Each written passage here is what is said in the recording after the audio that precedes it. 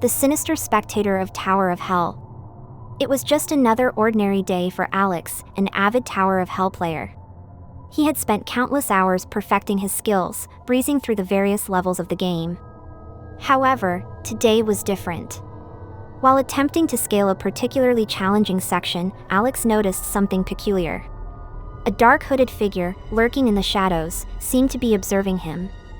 Initially, Alex dismissed it as a glitch in the game, but as he continued to play, the figure remained persistent, appearing in the corner of his eye at every level. No matter how many times he restarted, the mysterious figure never disappeared. The hooded figure was always there, watching. Alex began to grow paranoid, unsure of what to do. He decided to discuss the figure with his fellow players, but no one else had encountered this sinister spectator. They laughed it off as Alex's overactive imagination. However, the hooded figure's presence began to seep into his real life. He saw the figure in his dreams, and at times, in the dimly lit corners of his room. With each passing day, the line between reality and the game blurred. Desperate to uncover the truth, Alex sought out the game's developer, but their identity was shrouded in mystery. He turned to online forums, delving into the deepest parts of the gaming community, searching for any mention of the hooded figure. Finally, Alex found a thread discussing the sinister spectator. The figure, according to legend, was an ancient spirit that haunted the game, trapping the souls of players it deemed worthy. In order to break the curse, a player must defeat the spirit in a final, deadly showdown within the Tower of Hell. Determined to rid himself of the hooded figure, Alex vowed to confront the spirit. He spent days preparing for the ultimate battle, pushing his skills to the limit. When he felt ready, he logged into the game and sent a challenge to the spirit. As soon as the challenge was sent, the world around him changed. Alex found himself in the heart of the Tower of Hell, with the hooded figure standing before him. The air was thick with tension, and the tower seemed to resonate with dark energy. The final battle was fierce, and Alex barely managed to defeat the spirit. As the hooded figure vanished, it whispered a cryptic message, warning Alex that the true game had only just begun. The tower crumbled around him, and Alex woke up in his room, gasping for air. The sinister spectator was gone, but Alex was left with a chilling feeling that his fight was far from over. The Tower of Hell had unleashed something far more dangerous and powerful than he could ever have imagined, and now, he was part of its dark legacy. All of the women in my family die at age 27. I turned 28 in 2 hours and 32 minutes. My dad always wanted a son. He got 3 daughters instead. He hated us all, hated my twin sisters, hated my mother, but hated me most of all because I was the last child my mother had before she died. That didn't stop him from treating me like his little boy, didn't stop him from attempting to beat the hatred of my own gender into me. "Quit your crying," he'd snap, "or you'll end up like your sniveling bitch of a mother." After years of that shit, he was shocked that I grew up as a tomboy. I think he hated that even more because I was just a constant reminder of what he never got to have. My mother died when she was only 27. When I was only 4, the coroner ruled her death a natural passing, some weird heart complication that took her in her sleep. My dad, though, he says it was because of her family's curse. Whenever I came to him, desperate for more information about a mother I never really knew, he never had much to say. I'm convinced he was just drunk since the day she died. Every woman in her damn family, they die when they're 27, he'd sputter in between belches, his breath reeking of stale beer. I think the real curse is that my mom was the one to die, and not him. I wasn't fully convinced by the ramblings of a perpetually drunk man, but when I lost both of my sisters just months before their 28th birthday, I knew it couldn't be a coincidence. Moira was found murdered, her face practically blasted off by a shooter while she was on a jog. Joy took her own life only days later. I was the one who found her, hanging in the bedroom of her apartment as I came to pick her up for Moira's funeral. She'd been there, swinging from the rafters, all night. It's hard to live a normal life when you know you have an expiration date, especially when it encompasses an entire year. I always dreaded my birthday, which from an early age became associated less with fun and birthday cake and more with worry and funeral caskets. But once Moira and Joy died, my next birthday, 25, was the most dreadful day of my life. 26 was worse, 27 unimaginable. This is it, I thought as I closed all of the blinds in my apartment, downing the last drop of vodka in the bottle. This is the last year of my life. 27 has been uneventful, to say the least. Why would I make any long-term plans, forge any meaningful relationships when I know they simply cannot last? The worst part of this last year has been simply not knowing when my impending death is coming. It could have been any day within the last 364. It could be within the next minute. I must admit I became something of a recluse, my windows always shuttered, additional locks installed in my door, letting the phone ring through to voicemail, hiding under my covers with the lights out whenever I got a knock on my door. I stocked up on preserved foods and various goods that I would need to last the year. I was so paranoid that I even covered my mail slot, stuffed a towel in the space beneath my front door. I didn't want anything getting through from the outside world, God forbid, an anthrax letter. Falling off the face of the earth didn't matter much, anyway. I didn't have friends or family anymore. My mother and both of my sisters were dead, and my dad disowned me when I came out as a lesbian after my sisters died. I moved away and severed contact soon after. The night before my 27th birthday, I started getting these strange phone calls from a blocked number. I've always had anxiety about phone calls, so I just let it ring. The number kept calling, at least once per day throughout the past year. Then the knocking started, once a week at first, but it's only been getting worse, more frequent, and the pounding on my door more frantic each time.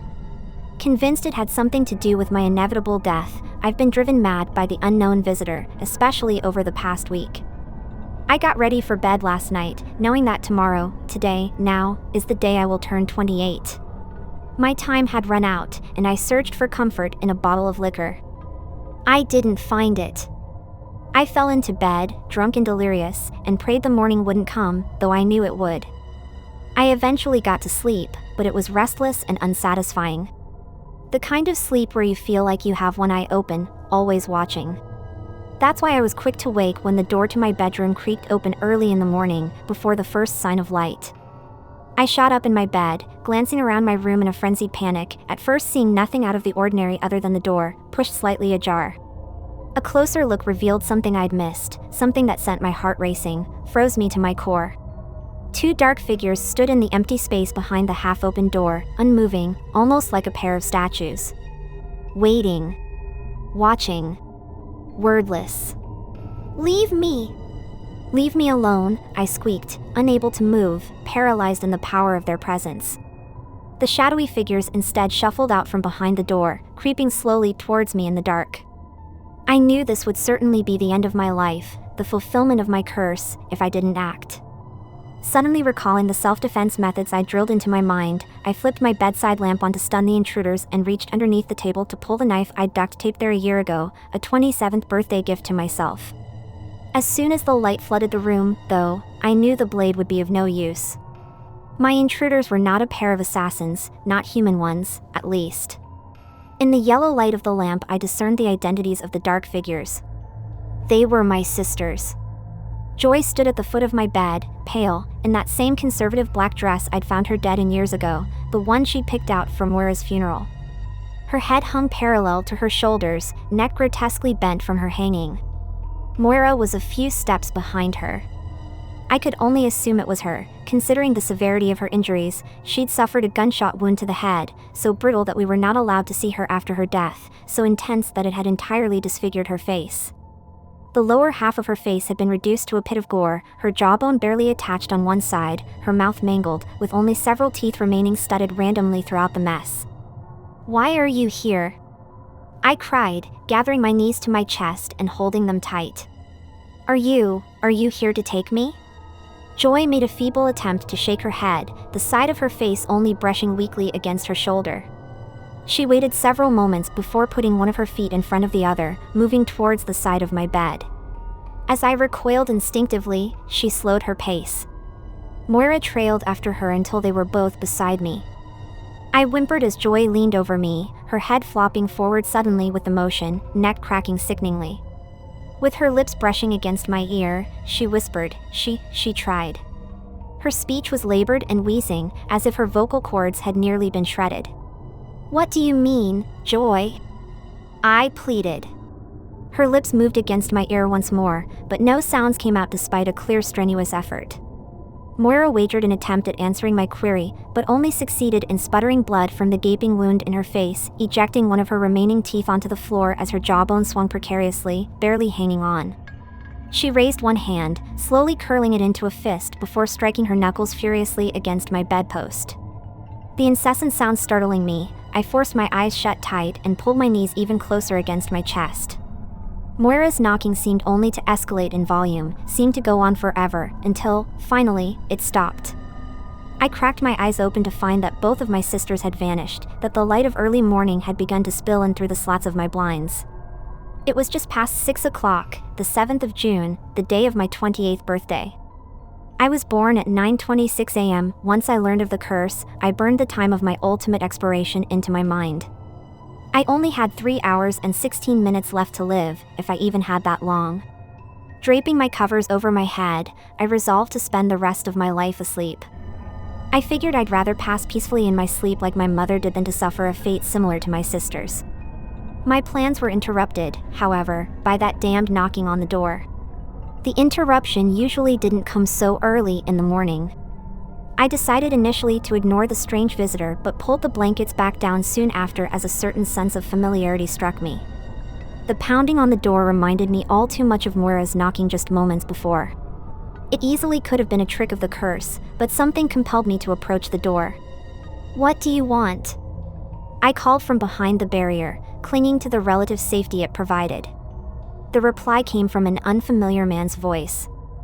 "I just have a letter for you, miss."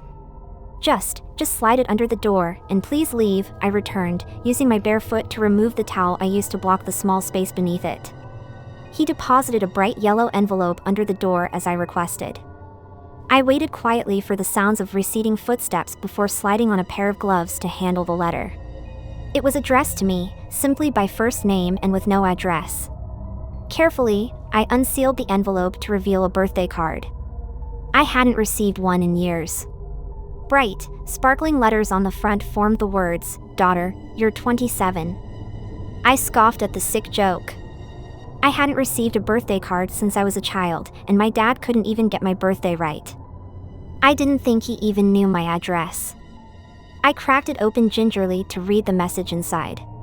"Laura, if you're reading this, your father has killed me. Don't believe a thing he or the police say. I was not the target of a random attack, I did not die of natural causes, and I certainly did not commit suicide." The Endless Tower. Sophia, Mark, Emily, and Jake were best friends and passionate gamers. In their free time, they loved to play various games together, and one of their latest obsessions was the Tower of Hell game in ROBLOX. One evening after school, they sat down at their computers to engage in another gaming session. As they played, the children noticed a strange symbol flickering on one of the levels. It was so enticing that they decided to click on it. The moment they touched the symbol, their monitors lit up with a bright light, and the children felt their bodies begin to levitate in the air. When the light disappeared, Sophia, Mark, Emily, and Jake suddenly found themselves standing at the base of an enormous tower. They were astonished, realizing they were now inside the Tower of Hell game. Their monitors had vanished, and they understood that they had to complete all the levels of the tower to return to the real world. As they climbed higher, the obstacles became more sinister and twisted, with each level presenting an increasingly macabre atmosphere. The once colorful world of the game was now shrouded in darkness, and the tower seemed to go on forever. As they ascended, Sophie noticed that the tower fed on their fear. And tower started to toy with their emotions, turning friends against each other. As panic set in, the group realized they were trapped in the endless tower. Desperate to escape, they tried to find a way back to the familiar world of the Tower of Hell. But there weren't any choice but to continue climbing, hoping that the end of the tower would eventually reveal itself. As they ventured further into the heart of the endless tower, they encountered malevolent spirits that taunted them, forcing them to confront their fears and insecurities. As Sophie and her friends ventured further into the heart of the endless tower, the malevolent spirits grew more cunning and relentless in their torment. These spirits took the form of grotesque creatures, each one embodying the fears and insecurities of the group. For Sophie, the venomous spider was a living nightmare. Its grotesque, hairy body and long, spindly legs sent shivers down her spine as it skittered around her. Its 8 beady eyes seemed to pierce her soul, and the sharp fangs dripped with venom. The spider's haunting hiss echoed through the tower, amplifying Sophie's fear. It would crawl menacingly towards her, only to vanish and reappear somewhere else, leaving her in a constant state of panic. Each time she tried to take a step forward, the spider would materialize in front of her, blocking her path and daring her to continue game.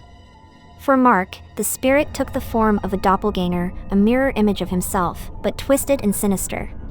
It constantly whispered harsh criticisms and doubts into Mark's ears, amplifying his feelings of inadequacy and self-loathing. For Emily, the sight of the colossal, dark ocean wave was a harrowing reminder of her deepest fear. The water towered over her, casting an ominous shadow as it churned violently, threatening to engulf her at any moment. The wave's roar filled her ears, drowning out all other sounds and leaving her with an overwhelming sense of dread. Emily's heart raced as the wave loomed closer, the powerful undertow tugging at her, beckoning her towards the abyss. For Jake, the spirit became a suffocating darkness, playing on his fear of being alone and isolated. The shadows crept closer, consuming everything around him, leaving him feeling utterly abandoned. As they continued to climb, the spirits became more aggressive, their taunts more personal, and their attacks more vicious. Sophie and her friends were quickly losing hope, unsure of how to overcome these otherworldly tormentors. But as they reached a brief respite, a small platform with just enough space for all of them to huddle together, a realization struck them. The spirits were powerful, yes, but they drew their strength from their fears. If they could find a way to face their fears and support one another, they might stand a chance against the darkness. Sophie, Mark, Emily, and Jake, determined to survive and escape the endless tower, resolved to confront their fears head-on. Sophie, with the help of her friends, confronted the venomous spider and conquered her crippling arachnophobia. Mark faced his doppelganger, recognizing that he was more than his self-doubt and insecurities, and vanquished the sinister reflection. Emily, supported by her friends, stood tall against the dark ocean wave and overcame her fear of drowning. And Jake, surrounded by his friends, dispelled the suffocating darkness and banished his fear of isolation. As each spirit was defeated, the atmosphere in the tower gradually changed. The darkness that once shrouded the endless tower began to dissipate, and the sinister obstacles were replaced with more familiar challenges from the Tower of Hell. Finally, after what felt eternity of climbing, they reached the top of the tower. Exhausted and battered, the friends stood triumphant on the summit, hand in hand, basking in their shared victory. Suddenly, a flash of brilliant light engulfed them, and they felt the familiar sensation of levitation. The next moment, Sophia, Mark, Emily, and Jake found themselves back in their homes, sitting in front of their computer monitors. Their bodies felt drained and weak, the ordeal in the endless tower having taken a significant toll on their physical and emotional well-being. The experience had been harrowing, and it was clear that it would be a long time before any of them felt ready to play Roblox again. As they shut down their computers and took a break from gaming, Sophia, Mark, Emily, and Jake found solace in the knowledge that they had survived the endless tower. They had conquered their fears together, and in doing so, discovered the true power of friendship. Terrifying secret of our school. I never thought I'd have a story of my own to share. My friends and I have always loved exploring, so when we discovered a hidden underground world beneath our school, we couldn't resist diving in headfirst. Little did we know what we would uncover down there. It started when Danny, the school janitor, accidentally revealed the entrance to this underground labyrinth. "Hey guys, I found this weird hatch in the boiler room," Danny whispered, looking around nervously. "I didn't want anyone else to know, but I thought you guys might want to check it out." My friends Lily, Jason, and I exchanged glances. "You know we can't resist a good mystery," Lily grinned. That night, we snuck into the school and made our way to the boiler room. Danny was waiting for us. He helped us open the hatch, and we descended into the darkness below. "Be careful," Danny warned. "I don't know what's down there." As we ventured deeper, we found ourselves in a vast, dimly lit cavern. The air was cold and damp, and the walls were adorned with strange symbols that seemed to glow faintly. "What is this place?" Jason whispered, his voice echoing. Lily shushed him, pointing to a distant flickering light. We approached cautiously and discovered a collection of bizarre creatures huddled around a fire. They were small and hunched over, with scaly skin and glowing eyes. They seemed to be conversing in a language we couldn't understand. "Do you think they're dangerous?" Lily asked nervously. "We don't know," I whispered. "But we should keep our distance." We continued exploring the caverns, discovering more strange creatures and ancient structures. We soon realized that this wasn't just a random underground world, it was a whole civilization hidden beneath our school. As we delved deeper, we found a massive chamber with a colossal crystal floating in the center. It pulsed with an eerie light, illuminating the entire room. "I've never seen anything like this," Jason said, awestruck. "What do you think it is?" "No idea," I replied. "But I have a feeling it's important." Suddenly, the ground shook, and the crystal's glow intensified. The strange creatures from before emerged from the shadows, snarling and hissing. "We need to get out of here," Lily cried. "We've disturbed something we shouldn't have." We scrambled to retrace our steps, the creatures in hot pursuit. Our hearts pounded as we sprinted through the tunnels, trying to remember the way back to the hatch. "Over here!" Jason shouted, pointing to a familiar passageway. We followed him, praying we were going the right way. As we rounded a corner, we saw the ladder leading to the hatch. Danny stood at the top, urging us to hurry. "Come on," he yelled, panic in his voice. "They're right behind you." We scrambled up the ladder, the creature's screeches echoing through the tunnels. As we reached the top, Danny slammed the hatch shut, and we collapsed, panting and covered in sweat. "We need to seal this place up," Danny said, his voice shaking. "No one can ever know about this." We nodded in agreement, our minds racing with the knowledge of the secret world beneath our school.